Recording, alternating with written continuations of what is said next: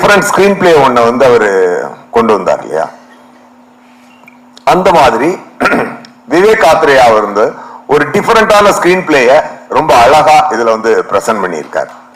அந்த கதை தான் எனக்கு இந்த படத்தை நான் ஒத்துக்கிறதுக்கான மெயின் ஃபர்ஸ்ட் சோர்ஸ். அது என்ன அப்படின்னா, இது வரைக்கும் எத்தனையோ ஆக்ஷன் படங்கள் வந்திருக்குது.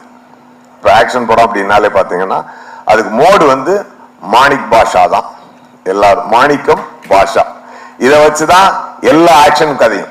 நீங்க அந்த காலத்துல இருந்த ஷாயின் ஷா அப்படின்னு எடுத்தீங்கன்னாலும் சரி, நான் சிவப்பு மனிதன் ரஜினி சார் அடிச்ச நான் சிவப்பு மனிதன் எடுத்தீங்கன்னாலும் சரி, இன்னைக்கு வந்து மிகப்பெரிய வெற்றி அடைந்த பாகுபலி எடுத்துக்கிட்டீங்கன்னாலும் சரி, இது எல்லாமே இந்த மாணிக்கம் பாஷா மோடு தான். அதாவது ஒருத்தன் ஒரு பெரிய பாஷாவா இருப்பான், ஆனா அவன் ஒரு காரணத்துக்காக மாணிக்கமா போய் ஆக்ட் பண்ணிட்டு இருப்பான். தன்னுடைய கோபம் எல்லாத்தையும் கண்ட்ரோல் பண்ணி ஒரு